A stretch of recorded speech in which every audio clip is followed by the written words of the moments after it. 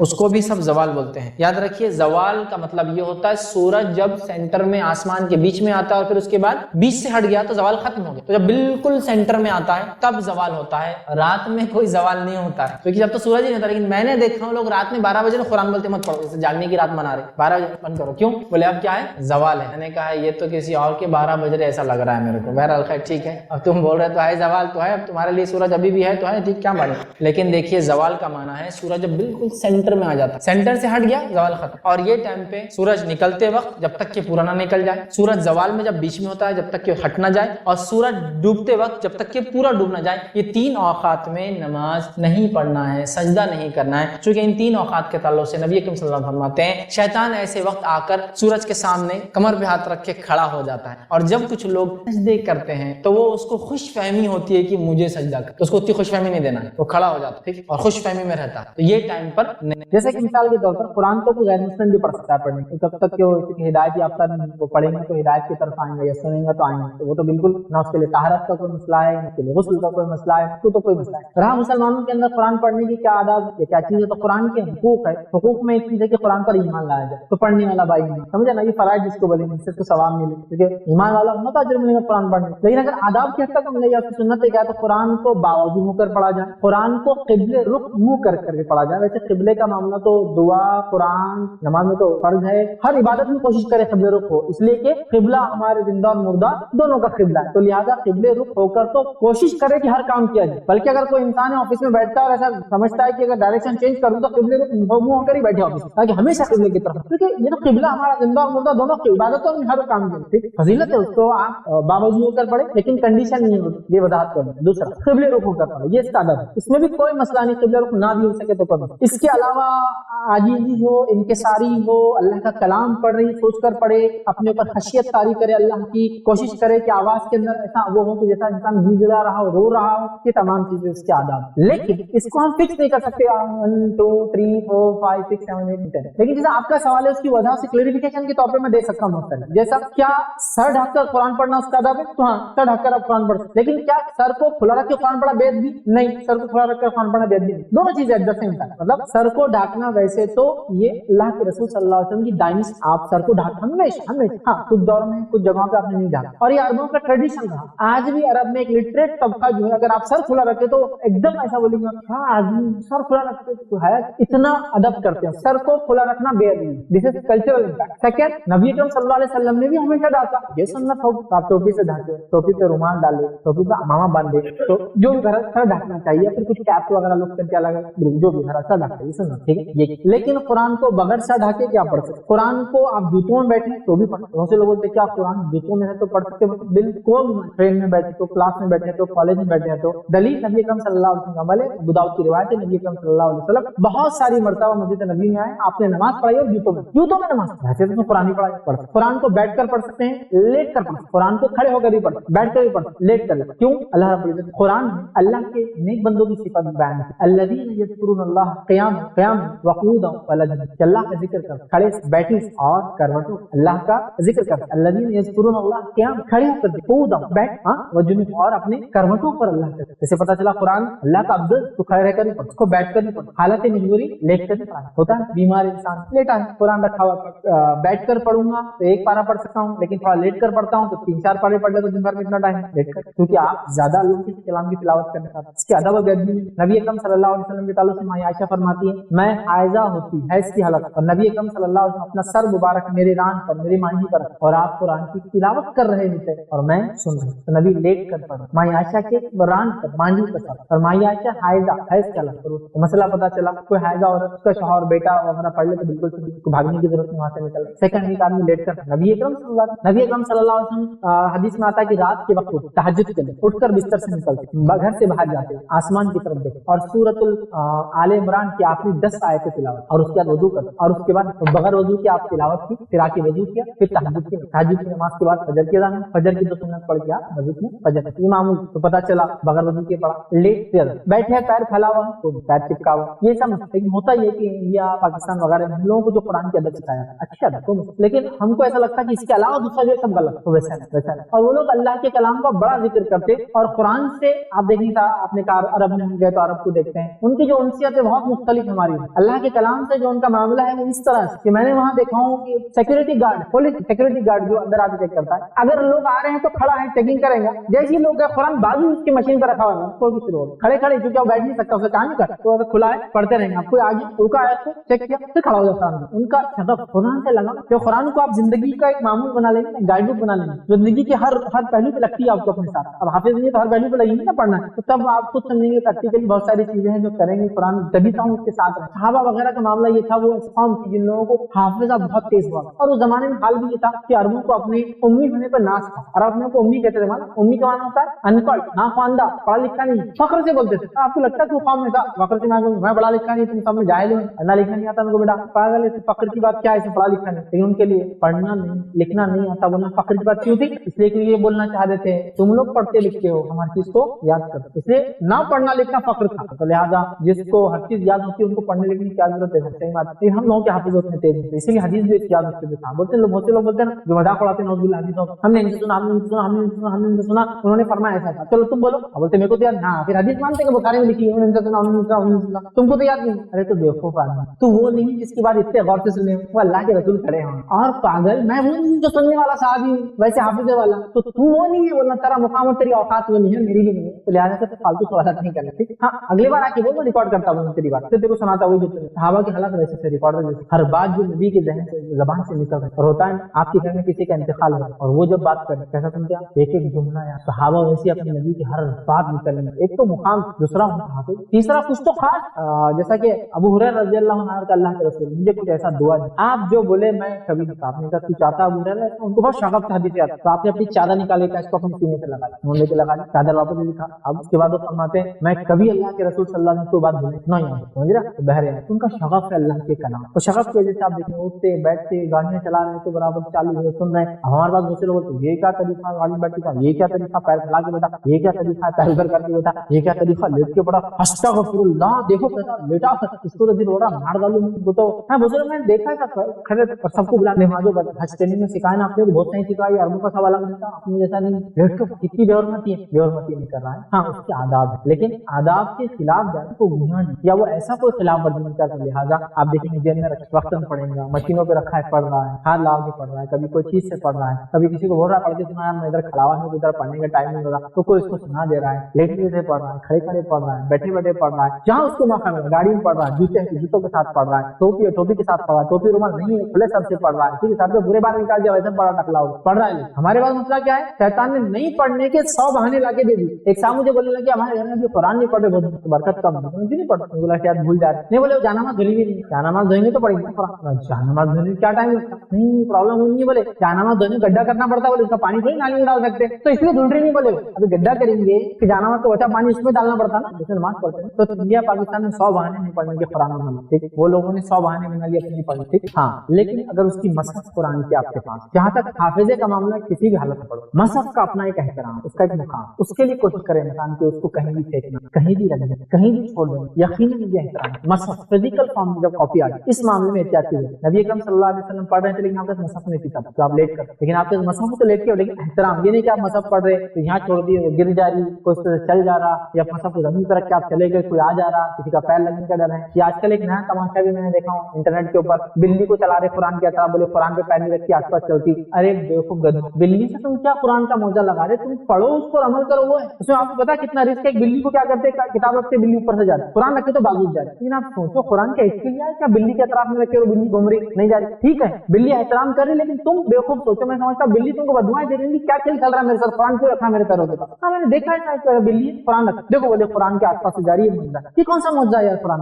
یہ کون سا معجزہ ہے کہ بلی اس پہ سے نہیں جاتی. ٹھیک ہے وہ جانور ہے، وہ سمجھتا اللہ کا کلام، لیکن یہ تو وہ سوچ رہا ہوں اپنے دماغ میں، یہ کا پاگل چالے کر رہا ہے میرے ساتھ. جو ملتا ہے قرآن مجید وہ کتاب ہے جو منکر اور نکیر کے سوالات کے جواب دلائیں گی. قرآن مجید وہ کتاب ہے جو منکر اور نکیر کے سوالات کے جوابات دینے میں آسانی کریں گی. پہلی چیز معلوم ہوئی. دوسری بات جو معلوم ہوئی، جو قرآن پر ایمان لائے پڑھے وہی قبر کے امتحان سے جو ہے کامیاب ہونے والا ہے. جو قرآن پر ایمان لائے پڑھے اس کی تصدیق عمل کرے وہی کامیاب ہوگا. خالی منہ سے ایمان لانا بھی کافی نہیں ہے، جب تک کہ پڑھ کر تصدیق نہ کرے مطلب عمل نہ کرے اس پر. دوسرا نکات یہ پتا چلتا ہے. تیسرا پوائنٹ جو پتا چلتا ہے کہ کافر اور منافق پہ سب سے پہلی چیز یا سب سے پہلی بات جو ثابت کر کے فرد جرم جو عائد ہوگا اس پر وہ یہ جرم ہوگا اللہ کی کتاب کیوں نہیں پڑھا. جو پہلا جرم اس پہ عائد کیا جائے گا وہ ہے اللہ کی کتاب کیوں نہیں پڑھا, کیوں تصدیق نہیں کی اس کی. اور چوتھی بات جو معلوم ہوتی ہے کہ قرآن کو نہ پڑھنے والوں کو نہ سمجھنے والوں کو سر پر مارا جا رہا ہے. وہ اس لیے کہ دماغ مرکز ہے سمجھ کا, تم نے اس مرکز کو استعمال نہیں کیا اللہ کی کتاب کے لیے. دنیا کے اس میں تو بڑے ہوشیار بنتے تھے, بڑے چالاک اور چتر بنتے تھے,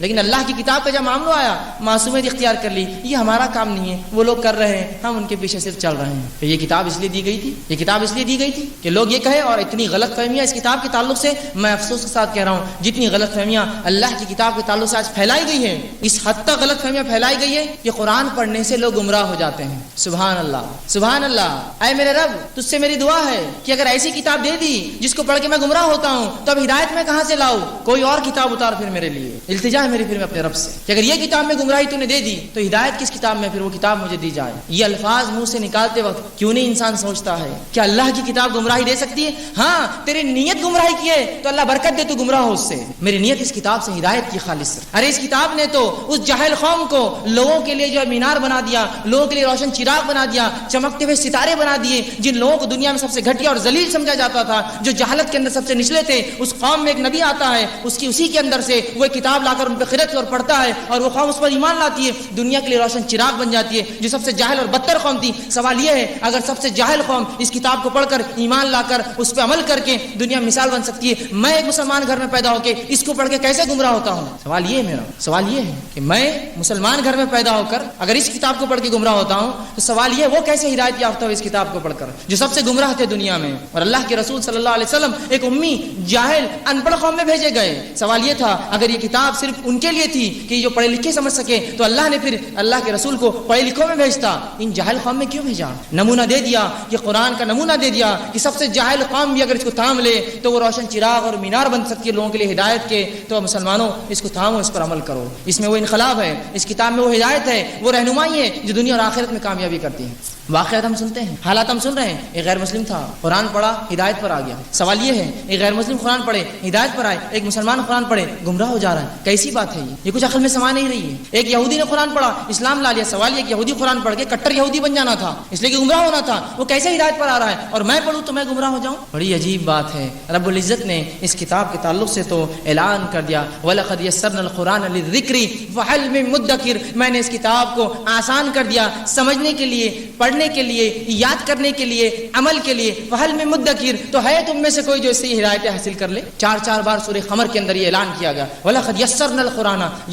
یسرنا القرآن قاعدے کو بولتے ہیں ہماری زبان میں آسان قرآن. یسرنا القرآن للذکر, عمل کے لیے, ذکر کے لیے, یاد دہانی کے لیے, ریمائنڈر بنا کر بھیجا ہے. فَهَلْ مِن مُدَّكِرٍ, ہے کوئی اس سے فائدہ اٹھانے والا؟ یہ تو اعلان کری اللہ کی کتاب. اس کتاب کو چھوڑ کر اپنی دنیا اور آخرت نہ برباد کر لے, ہم دوسروں کے بہکاوے میں آ کر کہیں اس کو چھوڑ کر اپنی زندگی نہ برباد کر لے اور آخرت کو جو خسارے میں نہ ڈالے. اس کتاب کو تھام لیجئے, اس سے زبردست رشتہ جوڑیے. جیسا رب نے کہا وَاعْتَصِمُوا بِحَبْلِ اللَّهِ جَمِيعًا وَلَا تَفَرَّقُوا, اللہ کی رسی کتاب کو مضبوطی سے تھام لو اور آپس میں تفرق, چیدہ ٹکڑے فرقے بنانا. تو یہ وہ کتاب ہے جو جمع کر سکتی ہے, اور یہ وہ کتاب ہے جو اللہ کی رسی ہے. جس نے اسے تھام لیا وہ ہدایت پر آیا, جس نے اسے چھوڑ دیا اس نے گمراہی پائی ہے. یاد رکھیے دنیا اس نے گمراہی پائی ہے. اور قرآن اس چیز کا اعلان سورہ طٰہٰ سورہ نمبر 20 آیت نمبر 123 میں کر چکا ہے.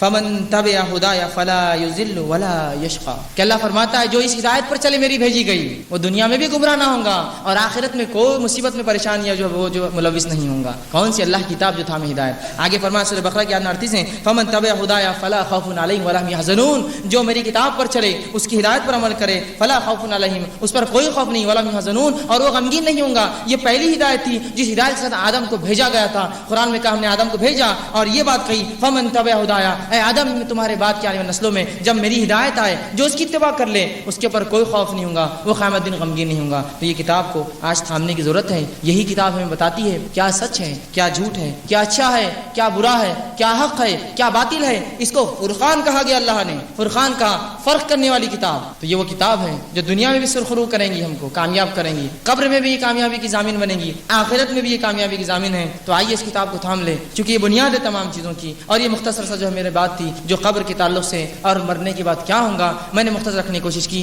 اس میں ایک چیز کا اضافہ اس میں کر دوں کہ لوگ بہت سے یہ سمجھتے ہیں کہ مرنے کے دوسری جو ہے آیت کی طرف چلتے ہیں کہ دوسری وہ آیت جس کی فضیلت ہے وہ ہے سورہ بقرہ سورہ نمبر 2 کی آیت نمبر 156 کا ایک حصہ، جس میں اللہ نے فرمایا انا للہ و انا الیہ راجعون. پوری تفصیلات بہرحال آپ جانتے ہیں. اللہ رب العزت قرآن کے اندر جو ہے یہ بڑی مشہور اور معروف آیت ہے 155 156 157 سورہ بقرہ کی، ٹھیک ہے. اس میں وبشر الصابرین، اور اللہ فرماتا ہے صبر کرنے والوں کو بشارت دے دو. الذین اذا اصابتهم مصیبۃ قالوا انا للہ و انا الیہ راجعون، کہ ان لوگوں کو خوشخبری سنا دو جب ان پہ کوئی مصیبت یا پریشانی آتی ہے تو وہ کیا کہتے ہیں، ہم اللہ کی طرف سے آئے ہیں اور اللہ کی طرف لوٹ کر ہمیں جانا ہے. اولئک علیہم صلوات من ربہم ورحمہ، انہی کے لیے اپنے رب کے طرف سے جو ہے صلوات ہے، درود ہے، اور ان کے لیے فضل ہے اور رحم ہے. واولئک هم المهتدون، اور یہی لوگ ہدایت یافتہ ہیں. تو ان للہ و انا الیہ راجعون کی بڑی بڑی فضیلت ہے. یہ ہر چیز کے گمنے پر، ہر چیز کے کھونے پر، کسی چیز کے چلے جانے پر، کسی چیز کے نہ ملنے پر، ایسی چیز جس سے انسان کو ایسا نقصان ہو، کسی نقصان کے لیے یہ تمام چیزوں کے لیے پڑھی جاتی ہے. یہ کوئی پرٹیکولر دعا نہیں کہ کوئی مر جائے تو اس کو پڑھا جائے، اس لیے کہ ہوتا ہے ہمارے پاس، ہمارے ہندوستان کے ماحول میں ہم دیکھتے ہیں علم کی کمی کی بنیاد پر لوگ صرف کوئی مرتا ہے تو یہ جملہ پڑھتے ہیں انا للہ و انا الیہ راجعون، اس کے علاوہ یہ جملہ کبھی پڑھا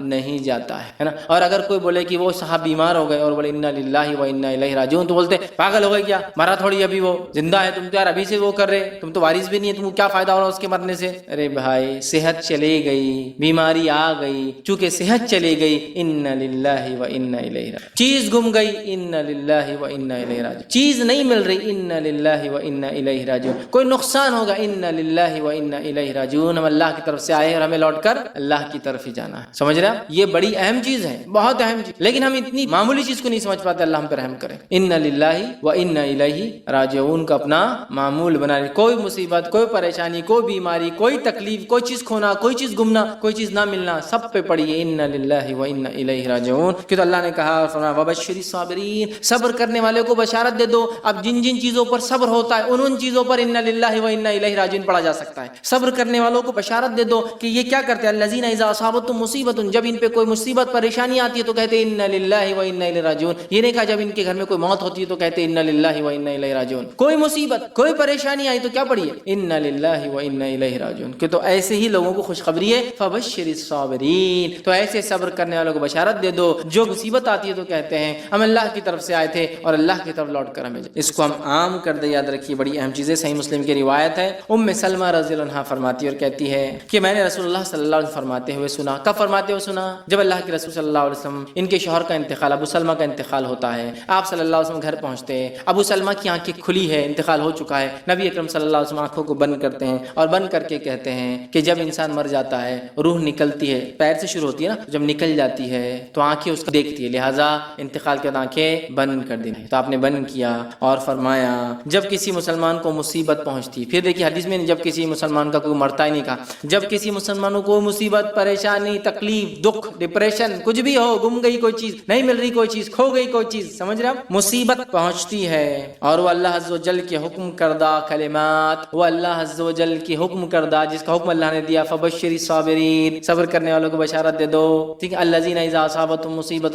جب ان پہ کوئی مصیبت آتی ہے تو کیا کرتے ہیں انا للہ و انا الیہ راجعون. کوئی مصیبت پہنچتی ہے تو اللہ عز و جل کے حکم کردہ کلمات کو ادا کرتا ہے، انا للہ و انا الیہ راجعون، یہ کلمات ادا کرتا ہے اور پھر کہتا ہے اللہم اجرنی فی مصیبتی واخلف لی خیرا منہا، اے اللہ جو مصیبت مجھ پر آئی ہے اس کا مجھے بہترین بدلہ عطا فرما، بہترین بدل عطا فرما. تو یہ جب پڑھتا ہے کوئی شخص، جس کا ترجمہ دیکھیے اس کا پڑھتا، ہم اللہ کے لیے ہیں اور ہم اسی کی طرف پلٹ کر جائیں گے، یا اللہ مجھے اس مصیبت کا بدلہ اور ثواب عطا فرما اور اس سے بہتر عطا فرما، کہے تو اللہ تعالیٰ اس سے بہتر چیز عطا فرما دیتا ہے. جب کوئی مصیبت ہو جائے اور کوئی کہے انا للہ و انا الیہ راجعون تو اللہ تعالیٰ کوئی بہتر چیز اسے عطا کر دیتا ہے. سمجھ رہے ہیں بات کو؟ اب ام سلمہ رضی اللہ عنہ فرماتی آگے اس حدیث کے اندر، اور اس میں وضاحت نہیں، دوسرے واقعے میں آتا ہے، انہوں نے یہ کلمات پڑھے، انہوں نے یہ کلمات پڑھ لی جب اللہ کے رسول صلی اللہ علیہ وسلم کہتے ہوئے سن، ٹھیک ہے، اور پھر کہتے جب میرے شوہر کے انتقال ہونے کے بعد میں نے عدت گزار لی تب مجھے نبی اکرم صلی اللہ علیہ وسلم کا پیغام آ گیا، اور انہوں نے ان کے شوہر کے انتقال پر پڑھا تھا انا للہ و انا الیہ راجعون، اے اللہ اس مصیبت کا مجھے بدلا اور اس سے اچھا بدلا عطا فرما۔ اب وہ انتظار کر رہی تھی اس سے اچھا کیا ملے گا ابو سلمہ سے۔ ابو سلمہ جو ہے ان کی بڑے فضائل یاد رکھیے، بہت جلیل القدر صحابہ میں سے ہے، اور یہ سب سے پہلے ہجرت کرنے والے لوگوں میں سے، بدری صحابہ میں سے۔ اب یہ سوچ رہی تھی اس سے اچھا کیا ہو سکتا ہے دنیا میں شوہر کے اعتبار سے، تو اللہ کے رسول صلی اللہ علیہ وسلم کا پیغام آیا جس سے اچھا کچھ بھی نہیں ہے نا، جس سے اچھا کچھ بھی نہیں ہو سکتا ہے۔ پھر انہی کا ایک واقعہ ہے، اب نکاح ہو گیا اللہ کے رسول صلی اللہ علیہ وسلم سے، ایک مرتبہ خیال آیا، ابو سلمہ بھی مسلمان، بڑے جلیل القدر صحابی، اللہ کے رسول صلی اللہ علیہ وسلم تو نبی، اب میں جنت میں جاؤں گی تو کس شوہر کے ساتھ رہوں گی، دونوں مسلمان۔ تو ایک خیال آیا، لیکن شرم آئی پوچھنے کو، جھجک ہوئی، تو ایک مرتبہ ایسا پوچھا اللہ کے رسول، اگر ایک خاتون کے ایک سے زیادہ شوہر رہے ہو اور سب ایمان والے رہے ہو تو جنت میں کس کے ساتھ رہیں گے، سمجھ رہے؟ تو اللہ کے رسول صلی اللہ علیہ وسلم فرمایا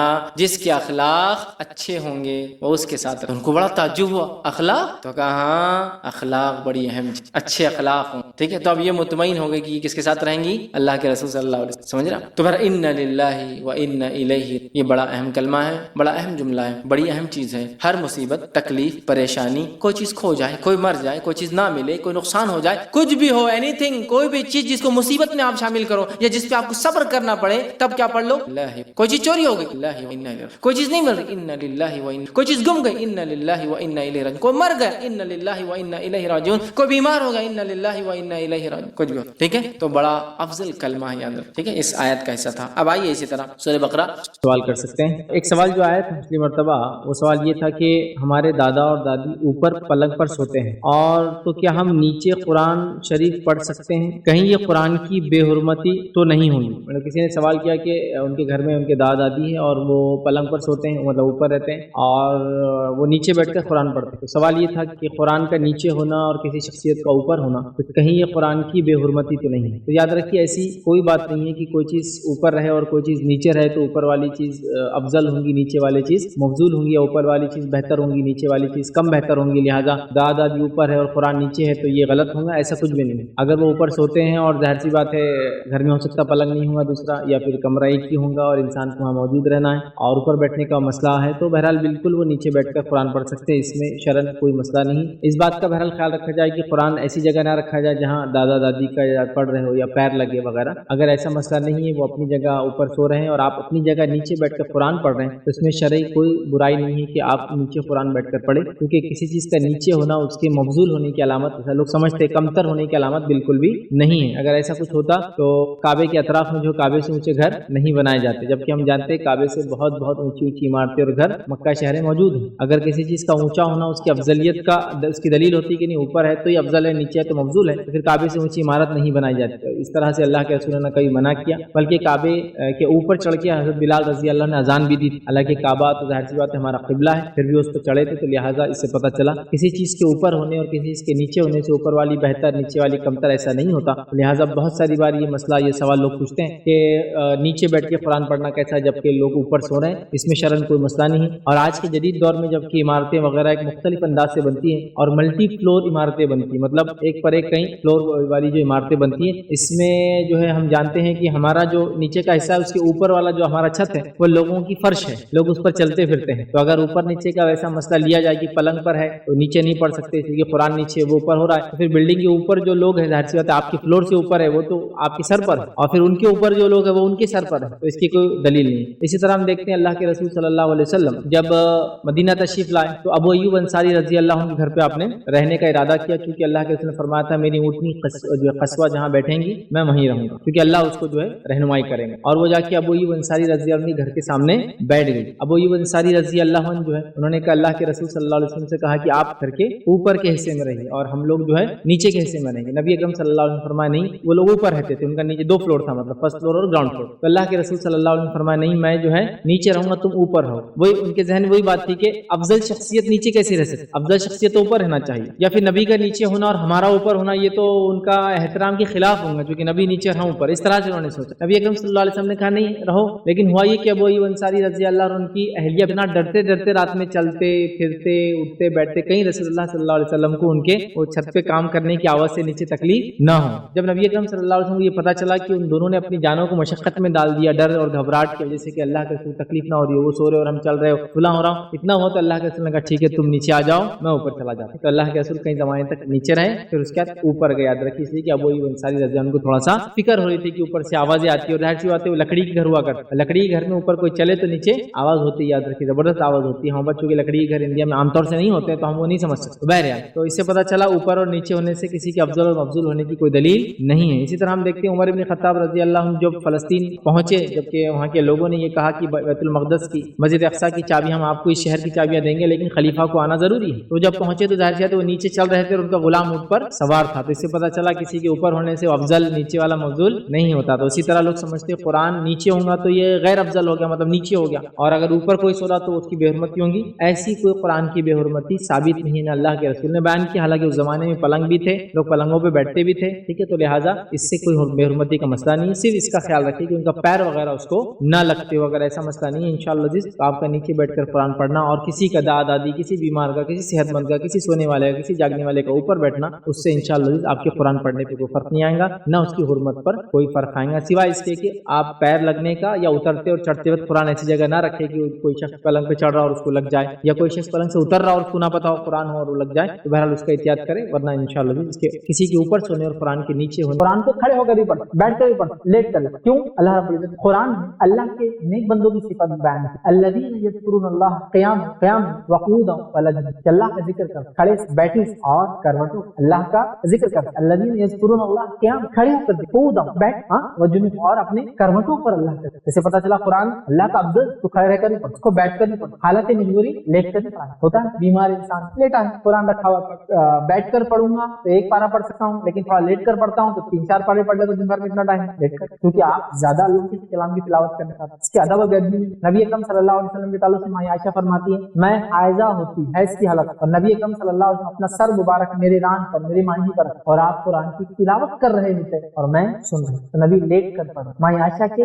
ران پر مانجی پر سر، اور ماں عائشہ حائضہ حیض کی حالت پر. مسئلہ پتہ چلا کوئی حائضہ عورت اس کا شوہر بیٹا وغیرہ پڑھ لے تو بالکل کو بھاگنے کی ضرورت نہیں، وہاں سے نکل. سیکنڈ ایک آدمی لیٹ کر نبی اکرم صلی اللہ علیہ وسلم حدیث میں آتا ہے کہ رات کے وقت تہجد کے لیے اٹھ کر بستر سے نکلتے، گھر سے باہر جاتے، آسمان کی طرف دیکھتے اور سورۃ آل عمران کی آخری 10 آیتیں تلاوت، اور اس کے بعد وضو کرتے، اور اس کے بعد بغیر وضو کے آپ تلاوت کی، پھر آ کے وضو کیا، پھر تہجد کی نماز کے بعد فجر کی اذان، فجر کی 2 سنت پڑھ کے آپ مسجد میں فجر کی معمول. تو پتہ چلا بغیر وضو کے پڑھا.